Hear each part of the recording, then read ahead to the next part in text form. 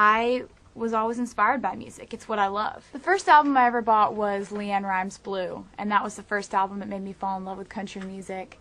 And I think the second impactful album of my life, which completely changed my life, was Dixie Chicks' Wide Open Spaces. My first job was, I grew up on a Christmas tree farm in Pennsylvania, which I know is like really random. You don't ever expect a country singer to grow up in Pennsylvania or on a Christmas tree farm. But my first job was helping my parents with that, and I started helping them when I was like able to walk, because every single Christmas we would have to haul trees up a hill, and that was more for like the adults and stuff. My job was to go around all the Christmas trees and pick the praying mantis pods off of the trees, because if the praying mantises, which are bugs that are like extinct in most places, so you're not allowed to kill them, if they lay eggs in the Christmas tree and somebody takes it into their house, the heat will make all the bugs hatch, and there are thousands of them. So my job was to go get the egg pods off the trees, and so that people wouldn't have them in their houses. There were so many different events that inspired me to be a musician. I think that it started out with just loving music. Sorry. Come on, people! You're killing me! Don't mess this up for me. God. I'm sorry, go on.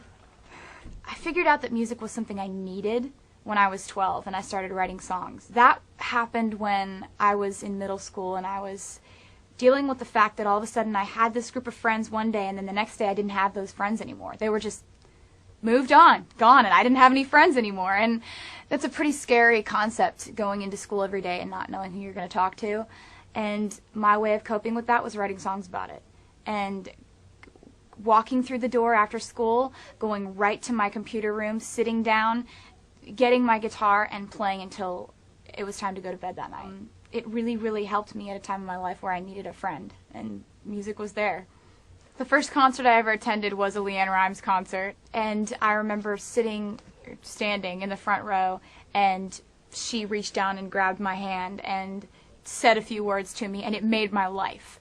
And I realized at that point that, wow, you know, if I could ever be able to be on that stage and maybe do that for some little girl, my life would be complete. How, you know, that's the coolest thing ever, because I realized how much it impacted me, her just touching my hand, you know. And I honestly, I have a lot of days where I wake up and I'm just like, I can't believe I get to do this every day. I went through a lot of embarrassing fashion trends when I was little, because I was kind of like this little, you know, kind of rebel fashion, trying to try different things all the time. Like, there was one time where I would draw a beauty mark on my face every day with eyeliner, and it was always in a different spot. I don't know who I thought I was fooling. So I did that. In like second grade, I was wearing uniforms because I went to a private school, and I would spend the days like under the desk cutting up my skirts, like cutting holes in my skirts. And I would get home and my mom would be so mad. She's like, "What happened to your uniform?" And I'd be like, "I don't know. I don't know what happened." So, you know, like stuff like that, drawing black all over my eyes. I went crazy with makeup. I think my favorite thing about my parents is that they let me express myself with what I wore. My parents were awesome. It's so crazy going from 3 years ago, riding around in the back of a rental car, walking into Clear Channel stations and trying to get played on the air, you know, trying to get an interview on the air, and meeting these program directors for the first time, meeting these people for the first time, and all the DJs, and then walking into the Clear Channel online offices and seeing all these stripped performances playing on the screens on the wall, and you know, wondering, hey, I wonder if I'll ever get to do that.